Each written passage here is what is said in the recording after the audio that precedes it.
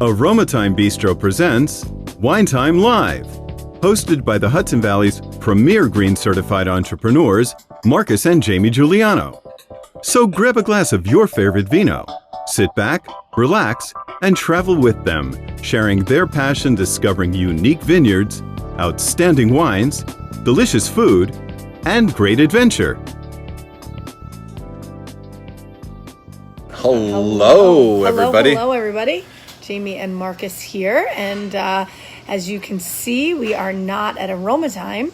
Hello, Instagram. Hello, Facebook. Hello to our podcast listeners. We're on multiple streams today.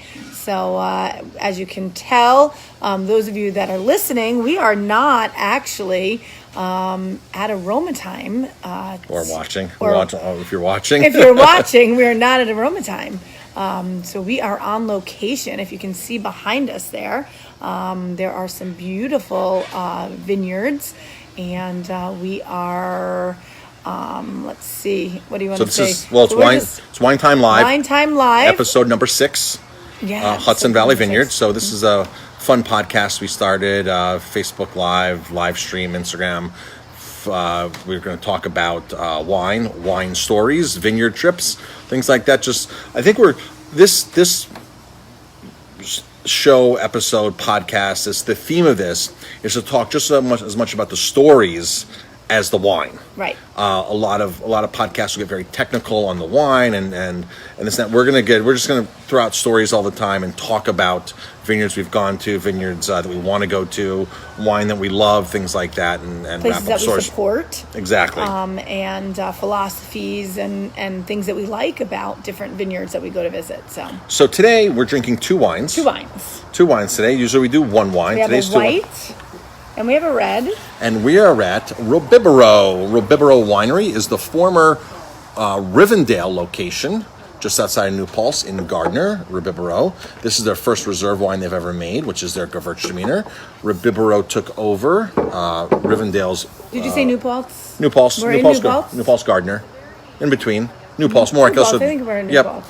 So, and we're also drinking their New York Tough, which is a blend of 20% Cabernet, 27% Merlot, 27% Petit Verdot, and 19% Cabernet Franc. And this wine, we were just informed, was it's called New York State Tough.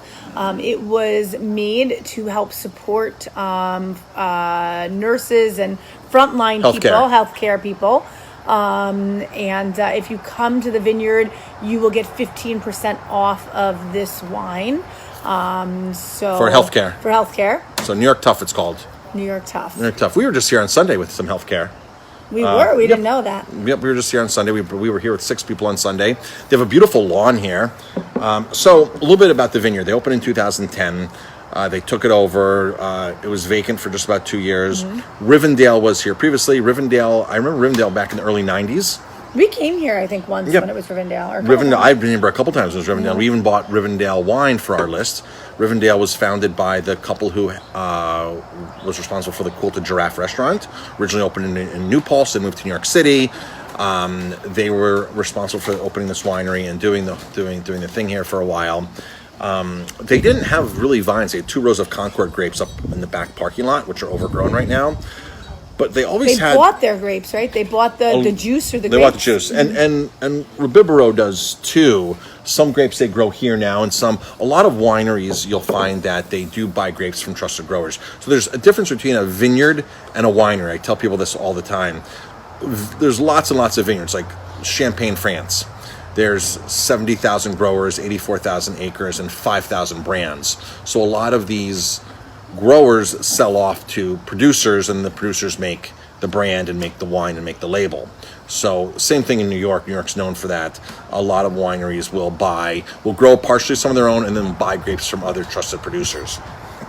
So I don't even know what year Rivendell opened exactly, but it's the same location as Rivendell. And I often find myself, just because when I talk about the winery Robiboro and it's R, I will sometimes just not knowing it, just say, hey, Rivendell, by Rivendell, accident, yeah. just by accident, You said that a few because I've times. said it a few times. So we've been pairing up with Robiboro for a few different events that we've done in the past year or so. Yes. Actually, right before COVID, back in March, we did a wine dinner here with them, and we brought the food, they provided the wine, and and then we had 25 people or Yep. so Yep. come here and taste wine. I'd love to do it out on the deck one night. That would be awesome. We like the family, we like the philosophy. We really enjoy sitting and talking to Harry, the owner. Who's usually here, by the way. Yeah, he's usually running around working like crazy here on the weekends. Hopefully he's taking a day off. But did you say that we were here last week too? We were here last Sunday. And Wednesday. And Wednesday, we were here last week. We just needed a place to get out and just go have a glass of wine. So we just hopped in the car and we came here, had a glass of wine, sat and relaxed, and Harry, the owner, actually sat and talked to us and hung out with us, and we just talked about situations, life, business, and it was really, really nice. So all right. So first up. Yeah, the Gewürztraminer. First up is the Gewürztraminer. Look at that color of that Gewürztraminer. So this is not your normal Gewürztraminer by any means. This is Jonathan, who's the manager here, the winemaker. This is his first wine of his own, from what I understand. This is his project, his pride. His project, yeah. So it's and their first reserve wine on top of it. So the aromas on this are very intense. It is really intense. It's you can it looks really, when you look at the color of it, it looks sweet, right? I expected it to be a little sweet, but I know Gewürztraminer is not sweet. So Gewürztraminer can be sort of sweet, I think, and Gewürztraminer is going to be very, very dry. On the scale, it's pretty dry. So, it's a little oak barreled? Did you say? Yep. And it's malolactic fermentation, but on the scale of dry, it's very, very dry. I mean, this is not. Gewürztraminer typically has a lot of floral characteristics. A lot of floral. You can smell the floral on here. We just had an amazing wine before this. We were trying a wine at another winery that was the aromas, the sweetness on the palate, and then when you tasted it, it was bone dry. Bone dry. Yeah. And this is sort of the same thing. The aromas are very floral. Very, very I want to say this wine, it's very concentrated. And when you look at the colors of it, it's darker than a normal Gewürztraminer. This retails for about 40-ish, 38, I think, was what Jonathan said, $38 at retails. So you can come here. The beautiful thing about Rivendell is they have a big deck here. Pre-COVID, they were using the inside. They have a new building right next to us that they're building over there. And you can sit on the lawn. And we realized you can bring your own food and picnic out on the lawn. You can picnic on the lawn. Buy wine, sit on the lawn, hang out, relax, and just make a great day of it. So go hiking, come up, look at there was a musician here the other day. Yeah, there was a musician, bring friends. It was really awesome. We were here on Sunday, and it was really, really nice to just sit on a picnic table. Next time I would bring a blanket with me. We'll bring a picnic with us and bring some food and just kind of sit out and relax and drink wine. So the label on the wine says concentrated aromas of orange blossom, which total, rose petal, ginger, totally, and spiced honey, with orange zest lingering on the finish, exquisite compliment to Asian food. I agree. This with a curry right now, drinking this makes me want to have a Thai curry. Oh, yeah. Coconut milk, Thai curry, fresh vegetables, you're making me hungry. Pineapple, things like that. Absolutely. Shrimp, things like that. So I know this is their first time making this. I'm not sure how long this will be around for. But if you want an interesting Gewürztraminer, we highly recommend this. Really, really highly recommend it. And again, it's on the very, very dry side, but the nose and it's really rich in your mouth too. The malolactic fermentation, the barrel fermentation, it makes it really rich. It's just a rich looking wine. Yeah. So the Hudson Valley is a great place to explore wineries, especially if you live in the Hudson Valley. And I know a lot of people live in the Hudson Valley. I've never been to a winery. And sometimes people say, well, you know what? We don't like Hudson Valley wines. We don't like New York wines. We don't like, you know what? New York wines are totally different than they were 20, 25 years ago, 30, 40 years ago. They're totally, totally different. We're You have to appreciate the wine for what it is, where it comes from. This is not a Gewürztraminer like you'd find in Europe, right? In Alsace. In Alsace. So and it's just not a Gewürztraminer you'd find in Italy. Exactly. It's a Gewürztraminer from upstate New York. It's a Cab Franc from whatever it is. But the thing It's is, probably going to be different than even in the Finger Lake area. It's going to be different. and They're these different. might be Finger Lake grapes because it says New York State on the bottle. So it's probably, so it could yeah. be Finger Lake grapes. The grapes could be coming from anywhere in New York. And the You can- winemakers make things different. You can look. right? You can look on the bottle of each wine and see if it says New York State or if it says Hudson Valley, and it'll say Finger Lakes or it'll say Long Island. It'll recognize if the grapes are from one specific area. If not, they can be a blend from all three areas. They can easily be a blend from all three areas. So the nice thing about the Hudson Valley wineries is, and upstate Finger Lakes, and of course Long Island, the quality has improved vastly. We're 90 miles north of New York City. We have a lot of New York City people that come up here, people that understand wine. People in the Hudson Valley understand wine. This is home. Kevin Israeli started his wine career here in the Hudson Valley at the Dupuy Canal House and Mohonk House. Hudson Valley wineries, there's some amazing wines coming out of the Hudson Valley here.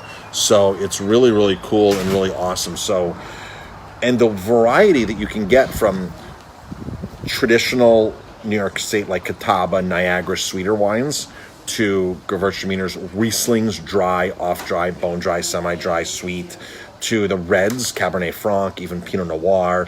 Millbrook makes a Tokai Friuliano that is to die for. It's really good, yeah. Chardonnay. There's so many different varietals, blends. They make a Syrah here. We drank a couple bottles of Syrah the other day with our Syrah group. is awesome. Syrah is amazing. A Vidal Blanc Chardonnay. A Vidal Blanc Chardonnay blend. Was it a blend? That was a blend.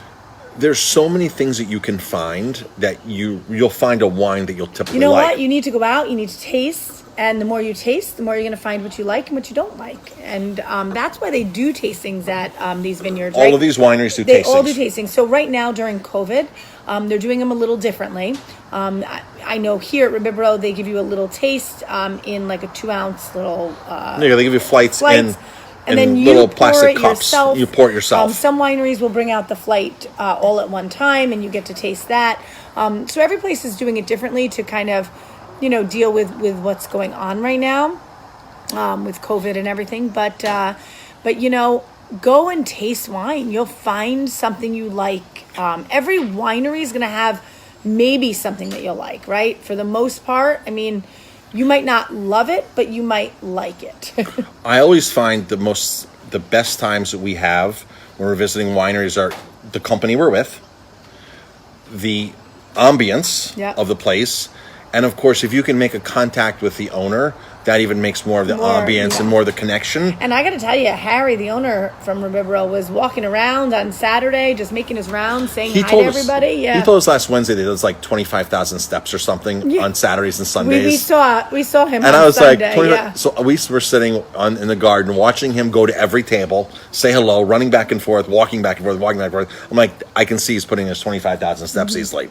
So when they asked us today which wines we wanted to taste for this Wine Thyme Live, we said 100% the Gewürztraminer because we tasted it before and we said it's so unique that we feel that we need to talk about this wine. The other wine we're tasting today, we haven't tasted it yet. Haven't tasted it. So this is New York State Tough. Again, 27% Cabernet Sauvignon, 27% Merlot, 27% Petit Verdot, and 19% Cab Franc. This was made for the healthcare workers. For COVID, if you come as a healthcare worker, you'll get 15% off this bottle. And this one retails for $40 here, right? 40 on premise, 40 on premise. So the neat thing about Robiboro is they do have some food. They have a wood oven outside. They make pizzas. They have a huge fire pit, which is awesome. The cheeses and crackers. Charcuterie, which you can get from them. You can eat here. The deck seating is for their food and tastings. As of COVID, on the lawn, you can get bottles of wine. You can bring your own food, or you can get food, and you get in the line and grab food, or you go to the pizza station and get some pizzas. Pizzas literally take like a minute to cook. Yeah, it was not long at all. The oven is a wood-fired oven, super, super hot, and the pizzas come out really quick. Light sauce and fresh buffalo mozzarella, really, really nice pizza. So New York tough. What do you think, Jamie? It's nice. It's got some nice flavor to it. It's not heavy. So I think that the varietals... Petit Verdot. Petit Verdot, on the nose especially, on the nose.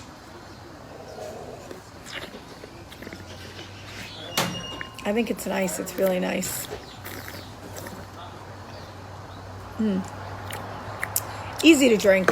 It's got like a cherry aspect, a little jamminess, low tannins. Some cheese would be really nice. Just a little bit of cheese and crackers. It's easy to drink, so whether it's with a pizza or by itself, cheese, crackers, very versatile wine.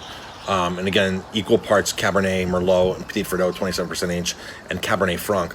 I'm a huge fan of Cabernet Franc, especially New York State Cabernet New Franc. York makes some awesome Cab Francs. Yeah, New York. We were talking about this the other day. Cold weather grape. New York State. It produces grapes early as far as the age of the vines. It makes good quality wine from the beginning. Cabernet Franc for the win, and a lot of vineyards have gone to Cabernet Franc. Cabernet Franc is originally from Bordeaux. It's very versatile, right? So it can grow in very cold weather, and it can grow, grow in warmer climates. Yeah. It is one of the foundation grapes in Bordeaux and Bordeaux wines. It is known for the Loire Valley, which is a little cooler, I think, than Bordeaux. Cabernet Franc also is grown in northern Italy. There's some great Cabernet Francs coming out of northern Italy from the Veneto region that we love. We also love Pinot Noir from that region. Northern Italy. We had a great time when we were in northern Italy, right on the base of the Dolomites, drinking wine, snow-capped Dolomites. That was amazing. Remember that winery we went to where we were driving up that small little road? Is that where we were? Oh my gosh, wow. We were like, in the where fog. are we going? In the fog. In the fog. Yeah. And there were, cyclists going up or going down? I don't remember. It was on a Sunday. We were a little nervous. We weren't sure we were going the right way. GPS, sometimes you just don't know where you're going. And we were like, I hope we're going the right way. And when we got there, we couldn't see anything. But then all of a sudden, the clouds just started lifting, right? And you could see so much. It was, look at the leaves are changing here now. This is the perfect time, folks, to get out to a winery in the Hudson Valley. The leaves, I don't think, they're not at their peak yet, but they're starting to turn. I'm going to say the next week and a half, they're going to be at their peak. I mean, they're starting to change. If you go to a winery, if you go anywhere this time of the year, go early because they get very busy on the weekends, these places, socially distanced, of course. The tables fill up, the lawn fills up, things like that. And you don't need a table here. You can literally sit on their lawn and sit out. We were here from noon until 5 o'clock. Mm-hmm. We were here 5-6 hours the other day, relaxing, hanging out with friends, had a fantastic time. I highly, highly recommend coming here. We have other good friends that come here all the time. They make an awesome rosé, which are sold out of. And so, they make some really cool wines. I like their wines a lot. So yeah, folks. So that's it. New York State, we're making great wines. It's definitely an impact to the tourism, to the agritourism. The wines are great. They're in a lot of restaurants. Robiboro does not sell wholesale, I believe, because everything comes out of the tasting room here. A lot of wineries, New York wineries, are so small that they don't wholesale it to stores or to restaurants because they sell out of everything that's in the winery. For example, Bashakil.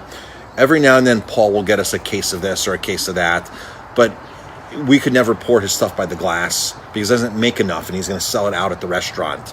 He's going to sell it out at the winery. So, for example, if we absolutely love this wine and we wanted to pour it by the glass, and all of a sudden we find ourselves using, half a case a week, they can never keep up with the production with us because they're going to sell out here at the winery.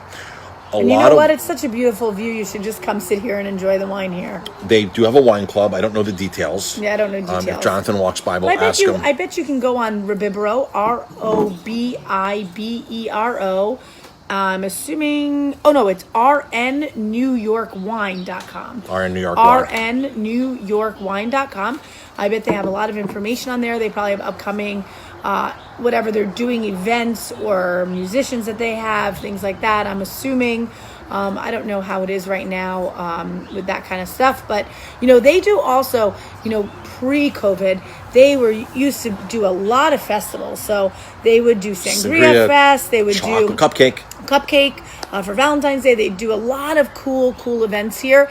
I don't know how they're going to do that this year. I don't know if they can do that. But check out their website, rnnewyorkwine.com. You can find out their rules, their regulations, all those things. I always recommend, especially right now, just checking out and going on the website or calling each place that you're going to go to just to find out what times are open. Things are different now, so just find out all that kind of stuff. Yep. And a lot of places still are not open. Mm-hmm. Restaurants are still not open, so they're just doing takeout only.